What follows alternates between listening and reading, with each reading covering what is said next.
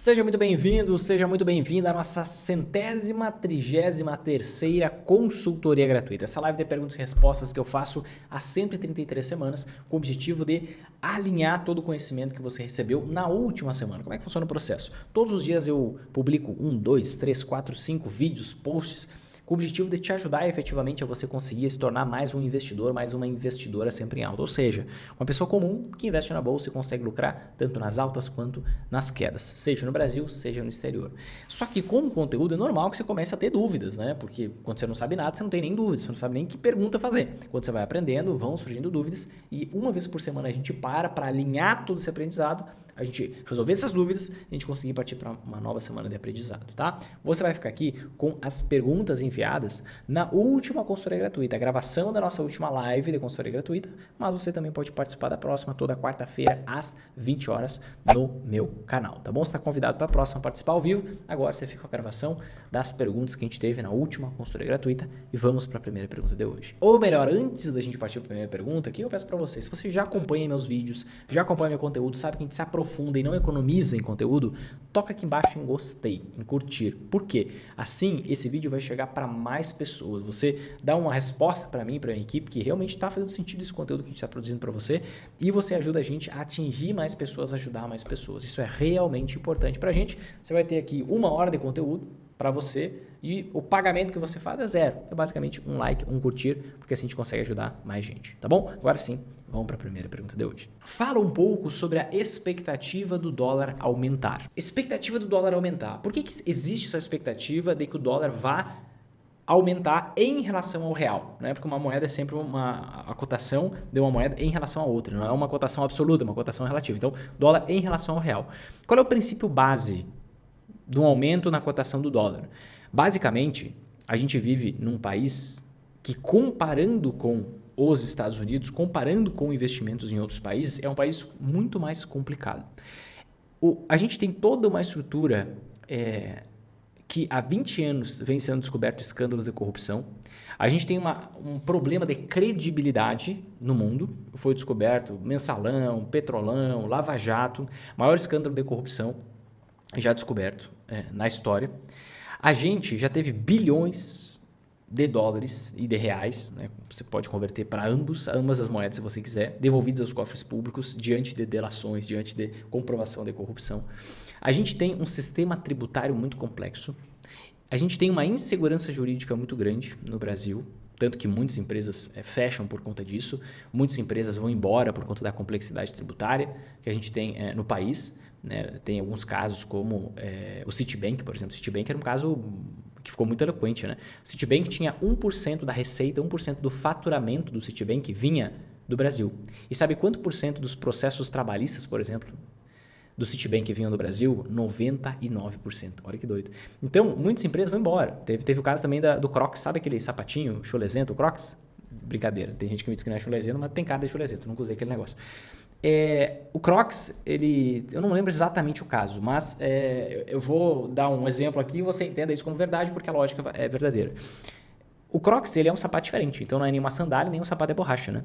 E aí, basicamente, é lá a parte contábil lá da empresa, que fazia parte, as pessoas que faziam a parte contábil dessa empresa, do Crocs, elas tributavam, por exemplo, como sandália e pagavam imposto como se fosse sandália. Aí veio uma equipe de fiscalização e aplicou uma multa nessa empresa, na Crocs, que eu não lembro qual é a razão social exatamente agora, dizendo que, poxa, não era sandália porque tem aquela alcinha para fechar atrás, né? E a sandália basicamente não tem alcinha, ou a alcinha fixa, enfim, deu uma justificativa lá, tinha que tributar como sapato de borracha, porque caracterizava de uma forma diferente, então você tinha uma alíquota de imposto diferente, foi lá, multou e fez pagar a diferença.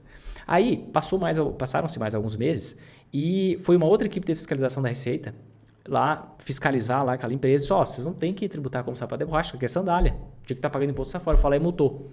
Então, aí o que a empresa fez? Ela desistiu. Poxa, se é para eu ficar perdendo tempo com análise tributária, com um advogado tentando me defender, com eu tentando fugir de multa, eu vou vender só para outro país e eu saio do Brasil.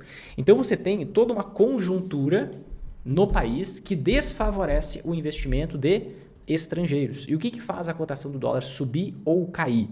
é justamente a entrada ou a saída de dólares do país. Quanto mais está fugindo o dólar do país, mais o dólar sobe. Quanto mais está entrando o dólar no país, mais o dólar cai. O que a gente vê historicamente acontecendo no Brasil, desde que o Plano Real foi adotado? De 99, até vou mostrar para vocês, de 99 a 94, perdão, de 94 a 99, a gente ainda tinha um regime de câmbio fixo, tá? Não era exatamente fixo, mas quem determinava qual era a cotação do dólar era o próprio governo federal. Então, o que a gente vê acontecendo? Deixa eu mostrar aqui na tela para vocês, vai ficar muito mais claro de entender isso daqui. Ó. Isso aqui é a cotação do dólar, tá? Então, a gente tinha o governo determinando, ó, a partir de 94, Plano Real, qual era a cotação do dólar. E ele ia corrigindo para cima vagarosamente, mas o governo mandava. Em 1999, a gente teve a adoção do regime de câmbio flutuante. O que significa? O dólar passou a oscilar livremente com base na entrada ou na saída de dólares aqui do país. E aí, qual é essa tese de uma elevação do dólar no longo prazo? É basicamente a continuidade do movimento que a gente já vê acontecendo. A gente vê que desde quando o dólar deixou de ser flutuante, deixa eu colocar aqui no valor correto, saiu lá do seu R$1 e pouquinho, ele começou a operar no Brasil 85 centavos ali no Plano Real, e de lá para cá a gente viu esse dólar chegar até sim quase R$6 e agora está na faixa aqui dos R$4,90, mas a gente vê que a trajetória de longo prazo ela é para cima. Por quê? Por conta de todas essas mazelas que a gente tem na economia, mazela que a gente tem na política, mazela que a gente tem no judiciário, mazela que a gente tem esses problemas tributários, toda essa complexidade. E aí, se você acredita que o Brasil vai ser mais atraente para os investidores estrangeiros do que as economias dos outros países, você está apostando que o dólar vai cair. Se você encara a realidade e enxerga assim, ó, toda a estrutura que existe no Brasil, econômica, tributária, e quem é empresário aqui vai saber o que eu estou falando, não é para ajudar o empresário. O empresário é o vilão, ele é o explorador, que explora o empregado, que ele é o trabalhador. O empresário não é trabalhador, né? O empresário ele é basicamente um explorador que enriquece às custas do trabalho dos seus funcionários. Você tem tudo isso construído na cabeça, no imaginário da população, e a população apoia, adora e aplaude isso. Então você tem toda uma estrutura montada para não ajudar o empreendedorismo no Brasil, para não ajudar o setor empresarial no Brasil. Logo, com o passar do tempo, você vai vendo essas aberrações, essa questão trabalhista, você vai vendo questão tributária, que é complexa, essa questão de insegurança jurídica. Agora há pouco teve essa questão aí que as decisões definitivas já não, elas poderiam ser modificadas, olha só que interessante, né? Decisões definitivas do judiciário poderão ser modificadas. Bom, então deixou de ser definitivo. Então isso tudo gera temor dos investidores estrangeiros de investir no Brasil e quem tem dinheiro investido aqui faz com que essas pessoas queiram tirar os seus recursos daqui. Se elas tirarem seus recursos daqui, o dólar acaba se valorizando continuamente com o passar do tempo. O que é totalmente diferente de uma desvalorização do dólar no curto prazo. Algo que eu alerto vocês, desde o ano passado eu falo sobre isso, tá? Os meus mentorados, a primeiras pessoas que eu falei isso foi para os meus mentorados da Mentoria Lince. Mentoria Lince é um grupo de mentoria que eu tenho que funciona como uma especialização para quem já é investidor sempre em alta. Então o primeiro passo é você entrar no programa Investidor Sempre em Alta, que é o meu programa de acompanhamento, a gente está na 23ª turma agora. E o segundo passo é você entrar na Mentoria Lince. Mas o que acontece? Na mentoria a gente tem um contato próximo, frequente, e eu mostro os meus testes, o que eu estou fazendo muito antes de colocar até próprio dentro do programa, porque é tudo entregue ao vivo, é um processo para quem já está um pouco mais avançado. E lá foi o momento em que, o primeiro local onde eu falei, né, a gente pode ter um dólar caindo no curto prazo no Brasil, sem dúvida nenhuma, por conta de uma atratividade que a gente pode ter momentaneamente. Por que a gente pode ter uma atratividade momentaneamente? Porque a gente está numa época de taxa de juros elevada. Se a taxa de juros cair, o que pode acontecer? Taxa de juros caindo, a gente pode ter o governo dando bastante auxílio, isso vai aumentar o consumo, aumentando o consumo, o que vai acontecer no curto prazo? Pode bombar a economia, muitos investidores estrangeiros podem querer investir no Brasil para aproveitar esse consumo maior, só que eu não consigo enxergar sustentabilidade nisso. Então, a gente vai ter um tombo depois. Eu até fiz uma live mais ou menos nesse caminho na última segunda-feira, falando sobre o próximo boom da Bolsa de Valores. Tá? Então, a gente pode ter no curto prazo uma desvalorização do dólar com muita tranquilidade. Até por isso que eu comentei lá no ano passado ainda que eu estava aumentando a parcela dos meus investimentos no exterior 1% ao mês. Só que por que eu faria 1% ao mês e não faria 10% numa pegada só? Justamente porque eu já contemplo essa possibilidade de uma queda do dólar no curto prazo. Então, por isso que eu vou fazendo aos poucos essa exposição maior em investimentos no exterior. em investimentos no exterior, tá? Então, no curto prazo, é muito possível que a gente tenha um dólar caindo ainda mais. Totalmente possível. O que eu sempre falo para vocês é um horizonte de longo prazo. E por conta de todos os problemas estruturais do Brasil, a gente vê essa possibilidade natural, tranquila do dólar e muito além desses R$ 5 que ele está hoje. E eu não me assusto se o dólar for a R$ 10 até 2030, com muita tranquilidade. Não me assusto se o dólar for até R$ 10 em 2030. Uma outra questão que você pode pegar também, para você olhar indicadores um pouco mais profundos, é você olhar o PIB potencial do Brasil e o PIB efetivo. O que é o PIB potencial ou o PIB efetivo? Né?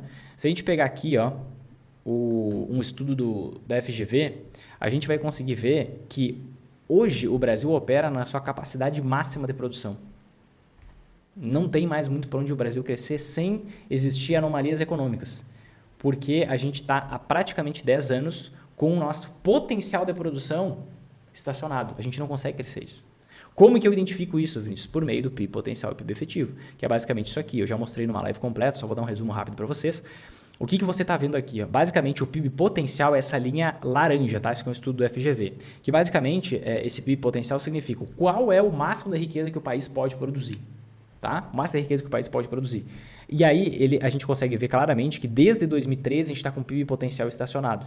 Então, a gente cresceu um pouco, decresceu um pouco e está nessa lenga-lenga. Mas a gente está há 10 anos sem conseguir aumentar a capacidade produtiva. E o nosso PIB efetivo, ou seja, o que realmente está acontecendo na economia do Brasil, teve uma grande queda, tá? Ali em 2014, 2015, 2016. Tanto que aqui a gente teve uma... Olha que doido. A gente teve a maior crise da história mundial para um país que não estava passando por uma guerra. Nós tivemos a maior crise da história mundial para um país que não estava passando por uma guerra, aqui entre 2014 e 2016. E depois a gente veio recuperando lentamente o nosso PIB, a nossa produção de riqueza no país. Depois a gente teve uma queda por conta da pandemia, teve um retorno da economia. E aqui, no final de 2022, a gente já estava com a capacidade máxima de produção sem gerar anomalia na economia. Tanto que, até aqui no final de 2022, a gente já estava com anomalia econômica porque o governo anterior, alguns aqui me julgam que eu não gosto do governo atual e fico falando mal do governo atual, o próprio governo anterior já manipulou a economia de forma a causar um crescimento maior do que é sustentável para a economia. Então já estava gerando anomalia mesmo antes da virada do ano, tá? E esse ano está intensificando com esse aumento de gastos que a gente está tendo, a gente não tem um comprometimento com o volume de gastos, vamos gastar mais e tudo mais. Então, o que acontece? Você tem uma conjuntura que no curto prazo pode fazer o dólar cair, as ações dispararem, isso inclusive foi o que eu comentei e aprofundei muito na live de segunda-feira, mas eu, Vinícius, particularmente não consigo ver sustentabilidade desse movimento no longo prazo. No longo prazo, o que eu espero ver? Moedas fortes se valorizando em relação ao real, infelizmente, se a gente não mudar toda essa questão tributária, insegurança jurídica, toda esse histórico, essa mancha de corrupção que a gente tem no país, a gente tem que ser a preferência dos investidores estrangeiros e não simplesmente a opção de investimento especulativo quando a taxa de juros cai ou quando a taxa de juros sobe. E o Brasil é isso hoje. Então, é por isso que a gente vive ciclos ainda mais fortes. Né? O Brasil ele explode para cima, explode para baixo, explode para cima. Por quê? Porque é só investidores, na verdade é só especulador estrangeiro que vem para cá. Não é investidor de longo prazo. Então, você não tem uma melhora de longuíssimo prazo. É por isso que é essencial você, na sua estratégia de investimento, ter anti-ações. Porque essa volatilidade, sobe, desce, é um grande problema para aquelas pessoas que têm a mentalidade fechada e pensam, poxa, vou investir só em ações, vou investir só em ações de fundos imobiliários. Isso é um problema, porque você não tem uma grande evolução das empresas, né? Exceto uma ou outra, um achado por aí. Agora, sabendo que você tem uma grande explosão dos preços e depois uma grande queda, você tem algo chamado volatilidade. E se você usa ações e anti-ações da forma certa, você se beneficia dessa volatilidade. Que é o que eu muito falo, mostro, explico aqui para vocês, que é essa necessidade de a gente ter anti-ações, de ter investimentos que se valorizam quando as ações caem. De forma que, deixa eu só contrastar aqui para vocês, vai ficar muito claro, de forma que você não fique perdendo dinheiro só porque a bolsa, por exemplo, está lateralizada. Então, eu vou dar um exemplo aqui, 2020 para frente, para fechar bem esse ponto, as ações do Brasil cai, sobe, cai, e você fica nessa lenga-lenga e no fim das contas perdendo 10%. Tá? O que acontece? Se você tiver anti-ações, você tem investimentos que valorizam de forma oposta. E você pode aproveitar justamente essa volatilidade, essa grande queda nas ações aqui, para comprar mais. Com que dinheiro? Com o dinheiro do aportezinho que você vai fazer? Não, com o lucro que você está tendo nas anti-ações. Passa mais um tempo, as ações explodem para cima. O que você vai fazer? Vai pegar todo esse lucro que você teve, graças a esse investimento que você fez em promoção aqui embaixo, vai pegar esse lucro e vai comprar agora anti-ações mais baratas, porque futuramente elas vão subir, a economia é cíclica e tudo mais. Então, no Brasil, é essencial você ter anti-ações, por conta dessas dinâmicas, essa própria dinâmica da economia muito mais cíclica do que em países que têm uma segurança jurídica maior, que você pode confiar que uma decisão definitiva não vai ser modificada, em países que você tem uma estrutura tributária melhor, em países que você tem impostos mais convidativos, que façam com que a economia cresça, diferentemente do Brasil, que os impostos, o objetivo parece que dos impostos é fazer o grande crescer e o pequeno não. Então, quando arrumar a casa, pode ser diferente, mas por enquanto não tem como, não tem como. É bem o que a Natália está falando, os parasitas precisam do hospedeiro. Tem que encher o carrinho quando as coisas estão ruins, agora, no que se refere às ações, e vender quando estiver lá no alto, sem falsas esperanças de que o Brasil vai ser o país do futuro, porque nos contaram em 2500 que o Brasil era o país do futuro, e até hoje é. Não chegou ainda a ser o país presente. Investir só em renda variável é um risco? Eu diria que viver é um risco, tá? Porque a única certeza que você tem no mundo, na verdade tem duas, né? Uma é que você pode morrer daqui a pouco, e a outra é que você vai pagar mais imposto do que você pagava alguns meses ou alguns anos atrás. Mas, o que acontece? Eu considero errado você investir só em renda variável, tá? É um risco exacerbado, é um risco desnecessário e eu não vejo nem bom com olhos de rentabilidade, sabe por quê? Se você pegar... existem três possibilidades, né? Basicamente, o que eu ensino é o método investidor sempre alto. O que é isso? É um método que vai fazer com que você consiga lucrar nas altas e nas quedas da bolsa. Para que você consiga lucrar nas altas e nas quedas da bolsa, você tem que contemplar todas as possibilidades. Então, vamos pensar todas as possibilidades de ocorrência na economia. Você pode ter, por exemplo, uma economia crescendo. E quando que uma economia consegue crescer? Quando você tem uma inflação baixa, tem estabilidade na moeda, estabilidade na economia do país, então um país com inflação baixa. Você pode viver, que não é o caso do Brasil, seria o caso dos Estados Unidos, historicamente falando. Você pode viver num país que tem uma inflação elevada, certo? Uma inflação na casa de 6, 10, 12%, que é exatamente o caso do Brasil. E você pode viver num país que tem, basicamente, problemas econômicos com uma inflação extremamente elevada, como é o caso, por exemplo, da Argentina. E qual vai ser o futuro do Brasil? Para quem sonha muito, vai ser o primeiro cenário. O Brasil vai virar o novo Estados Unidos e vai tomar lugar de potência mundial. Para quem é um pouco mais pé no chão e não é muito pessimista, vai ver, poxa, o Brasil vai continuar no cercadinho que ele vive desde 1889, quando derrubaram o monarca, né? Porque ali começou o Teatro das Tesouras, começou ali todo o teatro que a gente vive, político, e é um passando para o outro, fingindo que está competindo um com o outro, e na verdade eles estão sugando o país inteiro. Ou a gente pode enveredar para um caminho que não é exatamente o caminho da Argentina, mas que no futuro, daqui 20 anos, quem sabe pode ser. 20, 30 anos é possível. No curto prazo, sem dúvida nenhuma, não é possível, não é viável. Tem muita diferença entre o Brasil e os Estados Unidos. O que o investidor sempre em alta faz? Ele se exime de ter uma opinião que, na verdade, é uma opinião vazia, uma opinião ralé, uma opinião muito vaga. Porque você não tem controle sobre isso. Logo, se eu não tenho controle sobre o que vai acontecer com o futuro do país, eu preciso me preparar para todos os cenários. E quando a gente está falando de um cenário em que o Brasil continue sendo o Brasil de hoje, uma inflação elevada, eu preciso ter investimentos, uma parte do meu dinheiro investido em investimentos que me garantem uma reposição da inflação.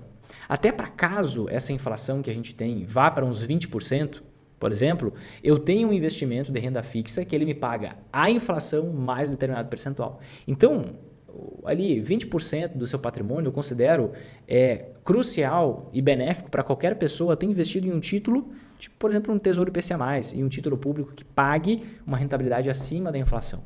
Porque nesses casos, onde você tem uma inflação extremamente elevada, o que você gera? As anti-ações valorizam? Sim, porque quando você tem uma inflação muito alta, você expulsa os investidores do país, porque eles não aguentam mais ver a moeda sendo corroída. Então, você vai ter uma rentabilidade nas anti-ações e você vai ter uma penalidade muito grande nas ações do mercado imobiliário também. No longo prazo se ajusta, mas no curto prazo você vai ter um grande impacto. Entretanto, você sempre tem que considerar a possibilidade de que o dinheiro que você tem investido você pode ter que resgatar em algum momento porque surgiu um câncer na sua família, porque surgiu algum problema. Então você precisa de uma reposição da inflação, certo? Vinda dos seus investimentos com um critério mais fixo do que, por exemplo, uma exposição às anti-ações, uma exposição ao dólar, etc. e tal. Então, eu considero necessário você ter pelo menos uns 20% da sua carteira em renda fixa, em títulos atrelados à inflação, para você ter essa garantia de rentabilidade acima da inflação, num caso de uma inflação um pouco mais elevada. Quando você tem uma inflação absurdamente alta, como é o caso da Argentina, um Tesouro IPCA+ não serve, porque o seu dinheiro passa a render abaixo da inflação. Como assim, Vinícius? Que loucura que você está falando aí. É real, gente. Vamos lá, vamos para a tela? Vou imaginar o seguinte. Você está investindo num título que paga inflação, que a nossa inflação oficial é o IPCA, mais 5%. Tá? Exemplo aqui. Digamos que o IPCA do Brasil está em 31%. Tá? E aí o que acontece?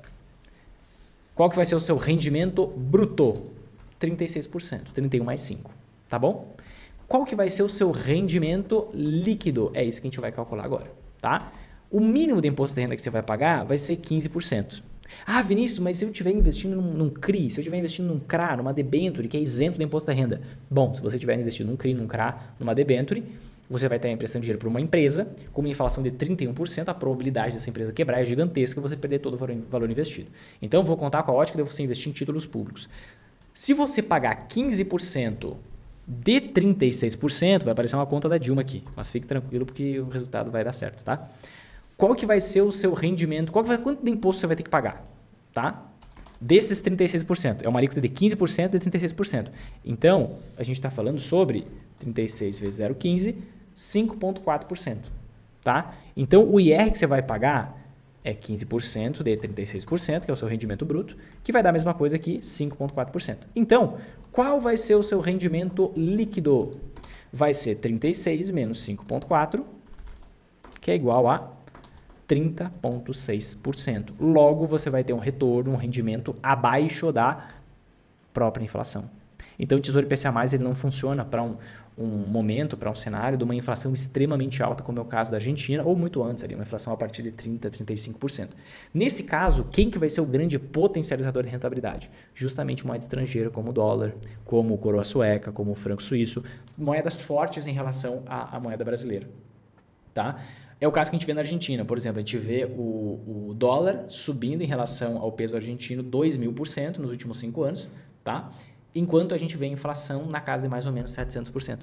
Então você vê o dólar valorizando muito mais e é ele que vai te repor vai te dar uma rentabilidade acima da inflação. Então, como o investidor sempre alto, ele contempla todos os cenários para que ele consiga lucrar independente do que aconteça, você precisa ter anti-ações, você precisa ter ações para um cenário de uma melhora econômica do Brasil, uma inflação baixa, e você precisa ter um pouco em Tesouro IPCA+, que entra na parte da renda fixa, para que você tenha uma proteção contra um período de uma inflação mais elevada, o que historicamente é o que acontece no Brasil. Tá? Então é por isso que você tem toda essa estruturação. Logo, investir só em renda variável é um risco adicional, sim, e além de ser um risco adicional, na verdade, em termos de rentabilidade, isso pode te enfraquecer. Em termos de rentabilidade, isso pode piorar as coisas e pode ser um risco a mais desnecessário que você corre. Dólar em queda, Magari Internacional. Pode haver prejuízo no longo prazo? Olha, a minha Magari Internacional vai muito bem, obrigado. Minha Magari Internacional está subindo 7 ou 8% esse ano. Tá? Uma média aí de 2%, um pouco mais de 2% ao mês. Aí você me diz assim, dólar em queda, será que a Magari Internacional pode ter prejuízo no longo prazo? O que é a Magari Internacional, para quem não sabe? É a estrutura de investimento, a combinação de investimento que faz com que a gente consiga lucrar nas altas e nas quedas da bolsa no exterior. Tá? E aí, o que acontece? Tem um grande erro que você está cometendo aqui, tá? Que é um grande erro de muita gente. Como que você mede o seu patrimônio? Como que você mede o seu patrimônio? O seu patrimônio, na verdade, você tem que medir em dólar. Principalmente quando eu estou falando de Magari Internacional. Então, você não se importa com a cotação do dólar. Sabe por quê? Qual que foi a inflação de 1999 até hoje? 330%. Qual que foi a valorização do dólar de 1999 até hoje? Mais ou menos 330%. Por quê? Porque a gente tem, em momentos que o país tem uma... Presta bem atenção nisso, gente. Quase ninguém fala isso gratuitamente para você. Só em treinamento mais aprofundado, MBA. Mas a inflação sobe à medida que o dólar sobe. A inflação cai à medida que o dólar cai. Porque se você tem um dólar mais alto, o custo das matérias-primas estão maiores. E aí as empresas que compram matérias-primas no exterior e vêm produzir no Brasil têm que aumentar o preço, têm que repassar o preço. Se você tem os dólares mais baixos, tem o custo das matérias-primas mais baixo. E as empresas, para competirem com as outras, começam a diminuir o preço para conseguir mais clientes, conseguir escalar o volume de vendas. Então, quando você tem uma inflação mais baixa, ou quando você tem uma deflação, que é algo muito mais... É uma inflação negativa, né? Algo bem difícil de acontecer, você tem os preços reduzindo, né? Se você for pensar em computadores, em celulares, compara com 30 anos atrás, hoje é muito mais barato, assustadoramente mais barato, por conta desse ganho de produtividade. Mas o que acontece? Muito sentido, sim, que legal. Tem gente que não, tá tudo bem. Vamos lá, vamos por partes. Então, o que acontece? Você não deveria se importar com quando está olhando para a Magari Internacional, quando está olhando para a estrutura de investimento que faz você lucrar nas outras casas da Bolsa Exterior. Você tem que olhar para a sua rentabilidade em dólar, sem você pensar na cotação do dólar. Onde que você vai pensar na cotação do dólar? Na Magari Brasil, na estrutura de investimento que faz você lucrar nas outras casas da Bolsa no Brasil. Mas na Magari Internacional você não tem nem que olhar para a cotação do dólar, porque basicamente não importa. Ali o seu foco é você ter uma quantidade de dinheiro em moeda forte, uma moeda que, mesmo se o dólar deixar de ser a moeda mundial daqui 30 anos, vai continuar sendo mais valiosa que o real. Eu não tenho sombra de dúvidas em relação a isso. Não tenho sombra de dúvidas em relação a isso, embora tudo possa acontecer. Então você tem que olhar para a cotação em dólar, tá? E não em real. Se você está olhando a cotação em real, você tem que jogar esse valor aí para a Magari Brasil. Senão você está confundindo as coisas. Porque o valor que você tem na Magari Internacional é para você ter fora do país, com um outro país com mais segurança jurídica, em moeda forte, justamente para você ter uma proteção contra o que pode acontecer com o real, com a nossa moeda aqui no Brasil. Tá? Mas agora você me pergunta, dólar em queda agora, Magari Internacional pode haver prejuízo no longo prazo? Como eu expliquei antes, eu não vejo como o real poderia se valorizar em relação ao dólar no longo prazo. Mostrei para vocês ali profundamente. Primeira pergunta, acho que eu demorei uns 15 minutos respondendo. Mostrei a questão do PIB potencial. Mostrei a questão da falta de credibilidade, complexidade tributária, insegurança jurídica. O Brasil ele expulsa capital estrangeiro de longo prazo. Ele só convida para vir para cá capital especulativo. Que hora vem, hora sai. Por isso que a gente tem essas gangorras para cima e para baixo. Então você não tem uma previsibilidade de crescimento da economia. Você tem voos de galinha. Sobe, desce, sobe, desce. E é por isso que eu preciso aproveitar essa volatilidade para eu conseguir ter rentabilidade. Como? Com ações e anti-ações. Fazendo os rebalanceamentos, todo o processo que eu ensino para vocês que, se você está chegando hoje ou há pouco tempo, você não vai entender tudo que eu estou falando aqui agora. Respira fundo, fica tranquila, mas você vai pegando com o passar do tempo, tá? Então, primeiro, não importa a cotação do dólar para a Magari Internacional. Segundo, não vejo como ter rentabilidade negativa por conta de uma queda do dólar no longo prazo. Não consigo ver isso acontecendo, tá bom, João? Como imagina que deva se comportar o Tesouro IPCA mais a mercado? Bom, isso varia, né, Ana? O que a gente consegue ver assim de forma... Deixa eu pegar um gráfico aqui para mostrar para vocês. O que a gente consegue ver de forma estrutural e com uma ótica de médio e longo prazo, tá? Estou entrando aqui agora no site do Tesouro Direto, tá? E aqui a gente vai olhar para onde? Para os históricos de preços e taxas. Tá? Existe uma fama, um ditado muito famoso, melhor dizendo, que IPCA, qual é a grande jogada do IPCA? Opa, peguei aqui o prefixado sem querer. A grande jogada do Tesouro IPCA+, é você comprar a uma taxa de 6% ou mais e vender uma taxa de 4% ou menos. Por quê? Porque historicamente a gente vê isso acontecendo. Então, por exemplo, aqui em 2010 a taxa estava acima de 6%. Em 2013 a gente chegou a uma taxa de 4%. Então vamos pegar aqui, ó, maio de 2010 a janeiro de 2013. Vamos dar uma olhadinha. O que aconteceu? A taxa do título caiu de 6% para 4%. O que aconteceu com o preço? Olha a explosão que teve. A gente viu aqui, ó, sair de R$400, você está vendo na minha tela, sair de R$400 e foi para praticamente R$1.000. Você teve uma valorização aqui em 3 anos de mais de 100% em renda fixa, em título público. Vamos pegar outro período de tempo aqui, tá? Aqui, ó, você teve em 2016 uma taxa que chegou a quase 8%, olha que loucura, estava acima de 6%. E essa taxa foi chegar lá em 2019, então vamos pegar aqui, ó, que data foi essa? Janeiro de 2016, tá? Até novembro de 2019, a taxa foi para 3%, então saiu de 8% e caiu para 3%. O que aconteceu com o Tesouro IPCA+?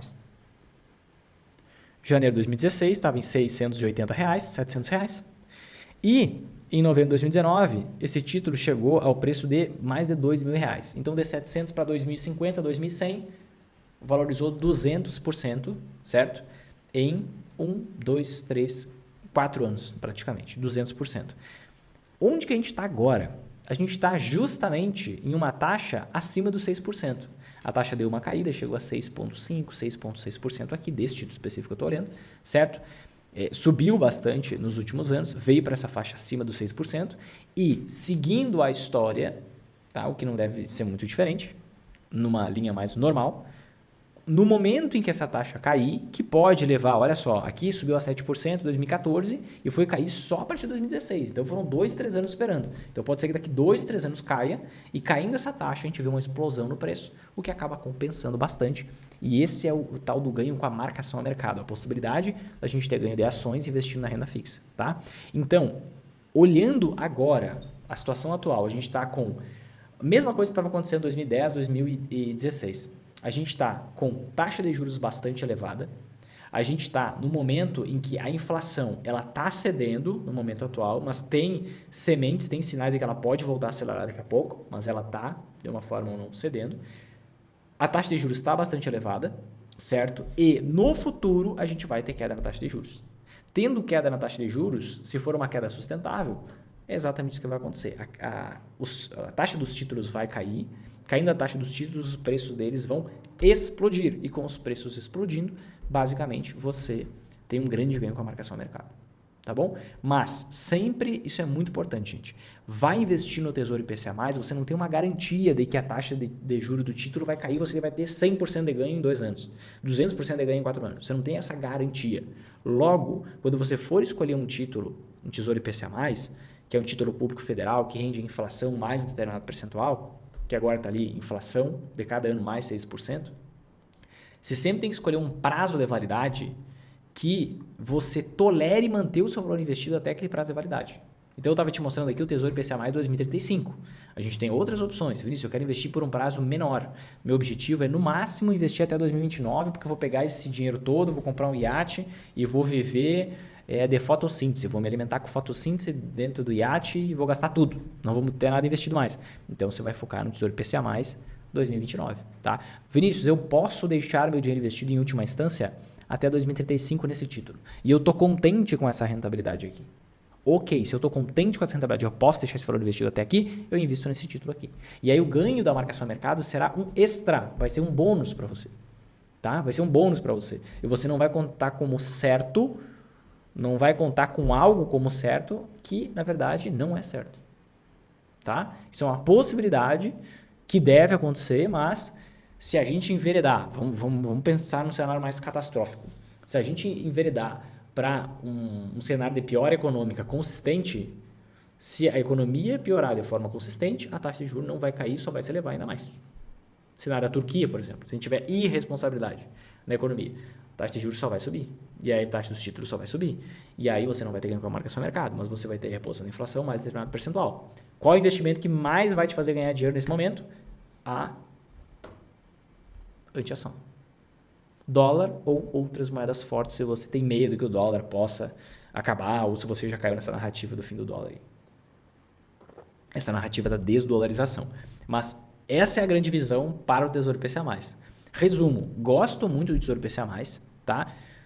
Tem um grande potencial com base na marcação a mercado, mas eu também não me iludo contando com algo que não é certo, é que isso se materialize e que isso aconteça. Tá bom? Quantos fundos ter na carteira de investimento? Ações pagam dividendos somente uma vez por ano? Perguntas rápidas aqui agora. Ações. Cada empresa tem uma própria política de distribuição de dividendos. Algumas empresas nem pagam, nem uma vez no ano. Tá? Outras pagam mensalmente, outras trimestralmente, outras semestralmente. O mais normal é a gente ver as empresas que pagando numa frequência ali semestral anual. Tá? Poucas pagam trimestralmente e outras pagam mensalmente, mas aí é raríssimas, tá? Outra pergunta aqui muito abrangente. Como escolher as melhores ações? Gente, essa live aqui não tem como responder uma pergunta como escolher ações, como escolher REITs, né? Isso aqui é um tema para 1, 2 horas de vídeo, tá? Como saber se o fundo imobiliário é bom e a ação dele está barata? Peraí que tá confundindo as coisas, tá? Fundo imobiliário é fundo imobiliário, ação é ação. Então, como saber se o fundo imobiliário é bom? E se a ação dele está barata? Não, e se o fundo imobiliário está barato? Então, o que você tem que analisar? Bate pronto aqui. Você quer, pega e anota. O que você tem que analisar na hora de definir um fundo imobiliário para você investir? Você tem que analisar quanto que ele entrega de rendimento. O foco principal no investimento em fundo imobiliário é o dividend yield, que basicamente é o rendimento mensal que você tem isento do imposto de renda. Então, qual o tamanho desse rendimento?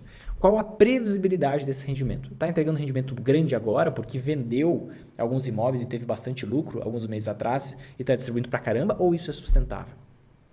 Você tem que analisar qual o setor que está inserido nesse fundo imobiliário, qual segmento é o termo correto. Então está no segmento do agronegócio, tem contratos de longuíssimo prazo, logística, tem contratos de longuíssimo prazo, ou você está pensando em shopping, que vai bem quando a economia vai bem e vai mal quando a economia vai mal, e tem contratos com prazo bem menor.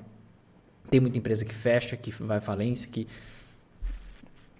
Você tem que analisar também o número de ativos e o número de inquilinos. Imagine que você investe num fundo imobiliário que tem só um imóvel, tá? E aí tem só um inquilino. E aí esse inquilino, ele decide mudar de imóvel, ele quebra, ele atrasa o pagamento do aluguel. O que acontece? Você deixa de receber sua renda passiva. Isso não pode acontecer. Então você tem que ter uma certa diversificação. No mínimo 3 inquilinos, no mínimo 3 imóveis diferentes. Você tem que ter, quanto mais diversificação, melhor. Você tem que analisar também qual é a liquidez desse fundo imobiliário. Quantos R$1.000 são negociados por dia? Quantos cotistas tem esse fundo imobiliário? Porque senão vai ser muito complicado. Você comprou o fundo imobiliário, depois você quer vender, você tem que derrubar o preço em 5% para conseguir vender. Então você tem que ter uma boa liquidez. Você tem que analisar como que está sendo negociado esse fundo imobiliário na bolsa, qual o preço em relação ao quanto vale o seu patrimônio conforme as auditorias. Né? Poxa, esse patrimônio imobiliário aqui vale 500 milhões e eu estou comprando na bolsa por 800 milhões. Faz algum sentido você comprar por 500 milhões? Comprar por 800 milhões algo que vale 500 milhões? Não faz muito sentido. Poxa, Vinícius, mas eu vou investir em uma empresa. Ok, uma empresa tem um potencial de crescimento muito maior. Faz sentido você pagar 800 milhões por algo que hoje tem um valor do patrimônio de 500 milhões, porque essa empresa pode crescer muito. Agora, o fundo imobiliário não, porque ele não tem todo esse potencial de crescimento. O potencial de crescimento é extremamente limitado. Então, você pode pagar um pouquinho mais do que o patrimônio, quanto vale aquele patrimônio imobiliário, mas não muito mais. Não muito mais. Você tem que analisar também a vacância. Quanto da área do fundo está vaga? Ou isso vai te mostrar o quê? Quanto que você está deixando de receber de renda passiva. E também outra ótica sobre o mesmo indicador é você ver o quanto que essa renda passiva pode aumentar se essa área que está disponível, que está vaga, for locada. Então são vários critérios, cada um com um objetivo. Você vai olhar preço, você vai olhar diversificação, você vai olhar vacância, você vai olhar segmento, você vai olhar... Outra coisa que eu não comentei aqui, prazo dos contratos. Poxa, vou investir no fundo imobiliário, tá barato pra caramba, Vinícius. Mas os contratos de aluguel daqueles imóveis, eles vão vencer daqui 3 meses todos e não vai ter renovação. O que vai acontecer? Daqui 3 meses acaba o rendimento. Então você tem que olhar o prazo dos contratos. Quanto mais tempo, melhor. Tem que ter diversificação, tem que ter liquidez para você conseguir entrar, para você conseguir sair. Certo? Qual é o foco? Último ponto que eu acredito que eu não comentei. Qual é o foco desse fundo imobiliário? Qual é o mandato? Termo técnico em relação a isso. Qual é o mandato desse fundo imobiliário? Qual é o objetivo dele? O foco dele, o mandato dele é ter renda passiva, entregar para você renda passiva? Ou é um fundo imobiliário que ele desenvolve, ou seja, ele compra terreno, constrói imóvel e depois vende, ou depois aluga? Se você tiver um fundo imobiliário que ele compra um terreno, constrói um imóvel, faz uma incorporação e depois ele aluga, ele vai trabalhar com muito mais alavancagem, ele vai pegar dinheiro emprestado, vai ter que pagar inflação mais tanto por cento para quem emprestou esse dinheiro para ele. Então, são alguns critérios que você tem que usar para você escolher fundos imobiliários. Não é você sair por aí vendo 3 fundos imobiliários para o mês de abril e você sair investindo nesses 3 fundos imobiliários. Senão você vai ser mais um entre tantos que estão perdendo dinheiro hoje, que foram na onda dos fundos de papel, que estavam rendendo pra caramba, 15% ao ano, 17% ao ano, e aí agora estão perdendo 40%. Aí ganharam 17%, estão perdendo 40%, está com menos 20%. Não faz muito sentido. E com potencial de recuperação bem baixo. Então, você tem que olhar, claro que isso aqui não é um momento para eu explicar passo a passo, eu não daria tempo de explicar passo a passo tudo, você tem que analisar critérios, valores e tudo mais, isso varia de segmento também, mas são todos esses pontos que você tem que olhar. Preço, rendimento, diversificação, você tem que olhar para liquidez, você tem que olhar nível de risco, setor, tudo isso, tá bom? Para valores acima de R$10.000, fundo DI é seguro para reserva de emergência e oportunidade? Sim, Luciano, com certeza, tá? Se você está investindo num fundo DI do tipo simples, tá? Com taxa zero, que basicamente vai ser um fundo DI, um fundo de investimento com CNPJ próprio, de uma gestora renomada, que não tem histórico de corrupção, não tem histórico de falta de transparência, tudo mais. Esse fundo, por ser do tipo simples, ele vai ter que investir pelo menos, por lei, 80% do seu patrimônio em títulos públicos federais, tá? Existem alguns fundos, que é os que eu mostro no programa, que eles investem pelo menos 95% em Tesouro Selic. E a grande vantagem que você tem é que você não paga aquela taxa do Tesouro Direto de 0,2% ao ano. Então, você é seguro. E eu digo mais que ser seguro. Eu tenho a minha reserva num fundo DI simples, com taxa zero. Não tenho no Tesouro Selic, tá? Então, Fico muito tranquilo em relação a isso. Avaliando os indicadores de lucro, endividamento e preço da ação da Petrobras. É uma boa opção? Cuidado, Natália. Por quê? Lucro, preço e endividamento são fatores quantitativos que você realmente tem que analisar quando for escolher uma ação para você investir. Mas nem tudo é quantitativo. Você tem que olhar para a parte qualitativa, tá? Então, o que acontece? Quando eu estou olhando para a Petrobras, eu vou até puxar aqui, ó. Vou dar alguns pontos de atenção para vocês, tá? Quando eu estou falando de Petrobras, o que a gente vê aqui, ó, nos indicadores da Petrobras? Eu vejo que esses indicadores de preço estão muito baixos. A Petrobras está sendo negociada por um preço que é menor do que quanto vale o patrimônio dela. Olha que loucura. A Petrobras, vamos pegar dados reais aqui, ó. Ela tem um patrimônio que vale 364 bilhões e está sendo negociada na bolsa por 360 bilhões. Ou seja, está com 4 bilhões de desconto, tá? 4 bilhões de desconto. Aqui, quando você vai analisar o endividamento total, você vê alguns indicadores que mostram tudo bem. Quando você vai olhar o endividamento de curto prazo, não está nada bem. Esse é o primeiro cuidado. Mas depois eu volto para cá. Quando você olha a lucratividade, os indicadores, né, o nível de margem de lucro e tudo mais, quando você for analisar, a margem de lucro está extremamente elevada. Mas eu quero pontuar duas coisas aqui para vocês. Primeira coisa que eu quero pontuar. Esse indicador. Alguém sabe o que é a liquidez corrente? Se você sabe o que é a liquidez corrente, manda nos comentários. Manda nos comentários. O que é liquidez corrente? Vamos lá. O que é liquidez corrente? Ó, você vem aqui nessa interrogação. É o ativo circulante dividido pelo passivo circulante. Vinícius, você está de sacanagem comigo. Eu não sei nada de contabilidade. Tudo bem. Deixa eu te explicar. O que é o ativo circulante? Em linhas gerais, basicamente é todo o valor que a empresa tem de dinheiro em caixa e bens que ela pode transformar rapidamente em dinheiro. Tá? Então, o estoque, por exemplo, é o que ela pode transformar rapidamente em dinheiro, o estoque que a empresa tem, então entra nesse ativo circulante. O que é um passivo circulante? Passivo circulante e direitos que ela tem a receber também, então pagamentos que ela tem a receber no curto prazo, tá? De compras parceladas e tudo mais. O que é o passivo circulante? São justamente as dívidas que ela tem que pagar em até 12 meses. Então, olha o que acontece com o cenário da Petrobras. Ela tem exatamente a mesma quantidade de dinheiro em caixa e em equivalentes de caixa, ou seja, valores que ela pode transformar rapidamente em dinheiro, certo? Exatamente o mesmo valor que ela tem de dívidas para pagar nos próximos 12 meses.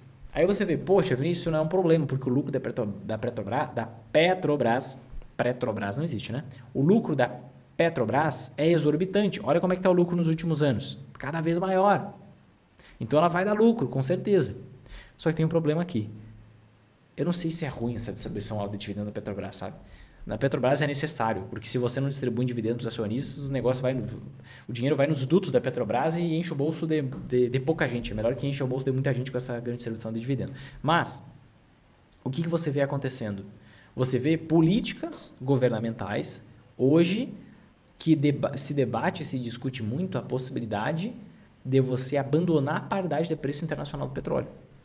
Algo que aconteceu, aqui 3 mandatos atrás, aconteceu ali até 2016 e foi o que fez a Petrobras ser a empresa mais endividada do planeta Terra naquela época. Dava muito prejuízo, o endividamento aumentou assustadoramente. Então, o que pode acontecer? A Petrobras, por conta de ingerência interna, não por conta de dinâmica externa do mercado, por conta mesmo de ingerência na própria Petrobras, pode começar a dar prejuízo. E aí você tem um grande problema. Por que você tem um grande problema? Se a Petrobras dá prejuízo, ela não vai ter todo o dinheiro que ela precisa para pagar as suas dívidas que vencem em no máximo 12 meses. Porque ela tem dinheiro contadinho ali em caixa. Se ela tiver prejuízo, deu ruim. Se ela não tiver dinheiro para pagar essas dívidas nos próximos 12 meses, o que é que vai acontecer? Ela precisa rolar a dívida. O que significa rolar a dívida? É você emitir uma dívida, pegar um empréstimo com prazo mais longo para pagar um empréstimo com prazo mais curto. E qual é a taxa de juros que a gente tem hoje? Uma taxa de juros bastante elevada. E isso vai fazer com que a taxa de juros das dívidas da Petrobras aumente absurdamente. Se a empresa já está tendo prejuízo por conta de uma influência do governo no valor da gasolina, no valor do óleo diesel, no abandono, a paridade de preço internacional, que é basicamente você acompanhar os preços internacionais, porque você quer ter uma medida populista de baixar o preço na marra, se você tem empresa já dando prejuízo e que agora paga juros mais altos pela sua dívida, o que acontece? É mais prejuízo, mais prejuízo, mais prejuízo. E o que vai acontecer com a prestação? Vai desabar e a empresa vai retrair. Porque a empresa tem prejuízo. E aí você vê que faz sentido a Petrobras ter um PVP de 0,92. Porque isso não é um boato, gente. Isso é algo que já é defendido pelo governo. Então, assim, olhando somente a parte quantitativa, tá tudo bom, exceto o endividamento de curto prazo. Só que olhando a parte qualitativa, que são justamente esses aspectos que os números não mostram, eu não vejo motivo para investir na Petrobras. Já que a gente tem uma certeza da interferência, não necessariamente uma certeza, mas 99% de certeza, pode ser que mude de ideia, né? Mas se tem uma predisposição a isso, a interferência nos preços, o que vai fazer a empresa realmente entrar numa situação similar o que possivelmente vai fazer a empresa entrar numa situação similar ao que ela teve em 2014, 15, 16. E aí faz sentido ela estar sendo negociada a preço de banana se ela der prejuízo. Faz total sentido. Então, eu prefiro pegar distância da Petrobras ao invés de fazer investimento na Petrobras. Tá? Minha visão individual, olhando para todo o caso. Tem coisa muito mais resiliente, com muito menos risco e super barato, até mais barato que Petrobras na bolsa. Investir em fundo imobiliário é melhor que comprar um imóvel para aluguel? Sem dúvida nenhuma, tá, Varley? Exceto se a gente estiver falando de uma compra de um imóvel a um preço muito abaixo do valor de mercado, como por meio de um leilão. Né? Se você comprar um imóvel com 40% de desconto, aí vai fazer mais sentido, possivelmente, você comprar um imóvel físico. Mas, caso contrário, vai fazer muito mais sentido você investir por meio de fundo imobiliário. Eu vou dar algumas razões para isso, tá? Por quê? Primeiro ponto, né? Você consegue um rendimento muito maior do que no mercado imobiliário. Então, vamos pensar que você vai comprar um imóvel. Vou imaginar que você vai comprar um imóvel residencial, tá? E você vai alugar esse imóvel residencial, tá? Pelo valor de mercado mesmo. E aí, segundo o FIPZAP, quanto que você consegue de aluguel? Aproximadamente 5% do valor do imóvel por ano. Aproximadamente 5% do valor do imóvel por ano. Então, o que acontece? Se você vai comprar um imóvel de 100 mil reais, só para facilitar a conta, você vai ganhar 5 mil por ano, tá? Se você for uma pessoa honesta, você vai declarar isso no imposto de renda. Você vai ter que pagar imposto de renda sobre esse ganho que você teve, que vai ser até 27,5%. Então, esse seu ganho de 5 mil cai para baixo de 4, tá? Aí, se você for investir no fundo imobiliário, como é que acontece? Você encontra fundos imobiliários que estão pagando com muita tranquilidade, muita folga. Tem fundo imobiliário que paga muito mais que isso, tá? Tem fundo imobiliário que paga 10, 11, 12, que são bons, que tem vários imóveis de alto padrão, mas no mínimo ali, o mínimo dos mínimos, você encontra fundo imobiliário pagando 8% ao ano de rendimento, de aluguel, isento de imposto de renda, porque você tem essa vantagem garantida por lei. Então, você prefere 4 ou 8? A conta é muito simples. Você pode receber o dobro. Inclusive, eu tenho um mentorado que ele, há muito tempo, há muitos anos, ele já investiu no mercado imobiliário por imóvel físico, construía, vendia, alugava e tudo mais. E quando ele entrou nesse universo de fundos imobiliários, ele disse, caraca, eu não acredito que é tão mais simples investir de uma forma que me rende o dobro. E é a realidade. O rendimento que você tem é o dobro. Você sai de 4 líquido para 8 líquido, pelo menos podendo ser 10, 11, 12 e assim por diante. Tá? E esse é só um dos critérios que se refere à rentabilidade. Mas se você for pensar em risco, você tem um risco muito mais reduzido investindo em fundo imobiliário. Por quê? Você compra com R$100 partes de dezenas de imóveis. E você não está comprando um imóvel só, numa localização só, onde o plano diretor da cidade pode mudar, onde pode ser instalado um lixão perto, ou, sabe, você tem o risco de localização. Você tem o bônus da diversificação, então você reduz o risco. Você tem o bônus também de você estar se expondo a imóveis de altíssimo padrão. Imóveis que valem 100, 200 milhões de reais. E você, com pouco dinheiro, com R$100, compra uma parte daquilo. Toda a parte burocrática não é com você. Fica com a gestão do fundo, que tem profissionais capacitados para isso. Você fica com a parte boa, de receber o rendimento. Então, assim, rende mais, dá menos dor de cabeça, menos encheção de saco. Qual a desvantagem? A única desvantagem é na hora de você vender esse fundo imobiliário, que você vai pagar 20% de imposto de renda sobre o lucro com a variação, o lucro da variação do preço da cota do fundo, que seria, digamos assim, a variação do preço dos imóveis. Tá? Em linhas gerais, entre aspas. Enquanto que no imóvel físico você pagaria 15% do lucro. Tá? 15% do lucro na venda do imóvel. Seria a única desvantagem, mas o resto só tem vantagem. Se você quer para aluguel, sem dúvida esse fundo imobiliário é melhor. Sem dúvida nenhuma. Tá? Posso vender parte das minhas ações estipulando 30% como lucro em ações mais baratas? Seria uma boa estratégia? Péssima, Carlos. Eu tenho ações rentabilizando mais de 100%, mais de 200%. Se você usar o critério de, poxa, quando tiver 30% de lucro, vou vender, desculpa, você está pensando muito pequeno. Muito pequeno. Tá? Mostrei há pouco tempo uma empresa, a SLC, por exemplo, que eu estou lucrando quase 200% nela. E continuo investindo. Eu tive empresas que já lucrei muito mais. Tem alunos que já lucraram mais de 1000% com uma ação chamada PetroRio. PetroRio. Então, se você está pensando em 30%, você está pensando muito pequeno. Então, para de olhar para o preço da ação. Isso não te diz nada. Poxa, quando bater 30% eu vendo. Não. Você tem que olhar para os indicadores, para o potencial de crescimento, para a margem de segurança, para a sustentabilidade do crescimento da empresa. Porque a empresa pode multiplicar. Imagina se você tivesse investido em PetroRio. Aí você olhava para o lado e via o Euler lucrando 1000%. 1000%. E você vendeu com 30% de lucro. Já imaginou? Por quê?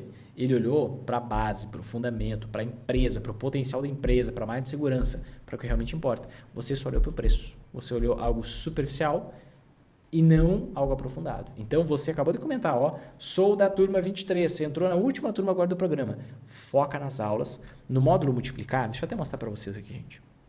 No módulo multiplicar, que é o nosso módulo 4, você vai ter acesso ao checklist para você identificar quando comprar uma ação, tá? E você também vai ter acesso a um checklist para identificar quando vender uma ação. Olha só, estou aqui na área de membros do programa, tá? E eu vou entrar aqui no módulo multiplicar aqui para vocês, No módulo multiplicar, você está vendo aqui abaixo, você tem as aulas aqui, deixa eu ver, Como analisar uma ação. Isso aqui é para você ver o momento de compra, como que se faz a análise, o processo de análise de uma ação, tá? E aí você tem uma outra aula que chama quando vender uma ação. Olha só, aqui você tem os critérios claros e objetivos para você perseguir, para saber exatamente o momento de vender essa ação. O momento de vender essa ação. Então, nessa aula aqui você vai saber quando vender, mas não foca em preço, quanto que subiu, quanto caiu. Isso é algo 100% irrelevante para definir um momento de venda. Você tem que focar na empresa, nos fundamentos, no potencial que ainda tem, na margem de segurança e assim por diante. Tá bom? Pensando em dividendos e com a Datacom em 27 de abril e recebendo 19 de maio, Petrobras a R$26, é bom ou é ruim? Natália, calma lá. Como é que funciona o processo de distribuição de dividendo, tá? Você comprou uma ação a R$26. Comprou uma ação a R$26. Hoje, você passou pela Datacom com a ação. Você vai receber os dividendos. Digamos que você vai receber o dividendo de R$2. O que aconteceu na data X, que é um dia depois da Datacom? O preço da ação já vai cair na mesma medida do volume do dividendo que vai ser distribuído. Então, você não tem um ganho adicional. Era muito fácil, gente. Era todo mundo ir lá, comprar uma ação, antes era distribuir dividendo, recebe dividendo, vende ação. Era todo mundo trilionário. Então, você não tem um ganho de fato por comprar uma ação antes era distribuir dividendo e vender depois de distribuir dividendo. Por quê? Você vai receber o valor em conta, mas você vai ter esse mesmo valor abatido do preço da ação. Então, esquece essa ideia. Senão, estava todo mundo trilionário, gente. Se fosse só isso, compra ação antes de distribuir dividendo, vai lá, recebe dividendo, vende ação. Era muito fácil você ficar trilionário. Eu pegaria um empréstimo gigantesco, compraria tudo de ação que vai distribuir dividendo, venderia e devolveria o dinheiro do empréstimo com baita lucro. Porque o empréstimo seria só por alguns dias, tá? Então, não faz sentido isso aí, tá bom? O que você acha das small caps? Gosto muito das small caps, tá? E as small caps, que são ações de empresas pequenas, têm um potencial de rentabilidade de longo prazo muito superior das large caps. Ou seja, muito superior a rentabilidade das empresas grandes no Brasil e no exterior. Entra tesouro pré-fixado na renda fixa da Magar? Na minha Magar não, mas se você quiser colocar um pouquinho não tem problema, mas na minha Magar não entra, tá? Quanto ao valor dos ativos no exterior, esse valor cai junto com o dólar ou não altera em nada? Tânia, não altera em nada, porque quando você investe no exterior, você está olhando para o preço dos seus investimentos na moeda que você está investindo, por exemplo, em dólar. Então, vou investir em ações americanas. O que você vai fazer? Você vai transformar reais para dólar e você vai comprar em dólar e vai olhar em dólar. Então, basicamente, com o dólar subindo ou caindo, você vai olhar para os seus ativos em dólar como você deve olhar. Tá? Mas se você quiser converter para o real, claramente, com o dólar caindo, você vai ter menos reais, mas a mesma quantia de dólares. E você deveria focar no dólar. Estão sinalizando queda da Selic. Qual o melhor investimento se realmente a Selic cair? Ninguém está sinalizando queda na Selic. O mercado tem expectativa de queda na Selic e hoje o Roberto Campos Neto disse que nós ainda temos pressões inflacionárias de curto prazo e Temos pressões inflacionárias de médio e longo prazo, então é importante dar uma acalmada. Tá? Então, existe expectativa do mercado financeiro. Tá? Isso realmente pode acontecer e vai acontecer em 2025. Não tenho dúvida, porque é a política do governo derrubar juros, derrubar a Selic. Tá? Qual investimentos vai se valorizar muito se a Selic cair? Se a Selic cair e o mercado acreditar que é uma queda consistente e não uma queda forçada, o que a gente vai ver acontecendo? Ações disparando, fundos imobiliários disparando e a renda fixa rendendo bastante com base na marcação ao mercado. Tá? Agora, pode acontecer dos juros caírem, como aconteceu ali em 2013, 2014, e as ações caírem junto.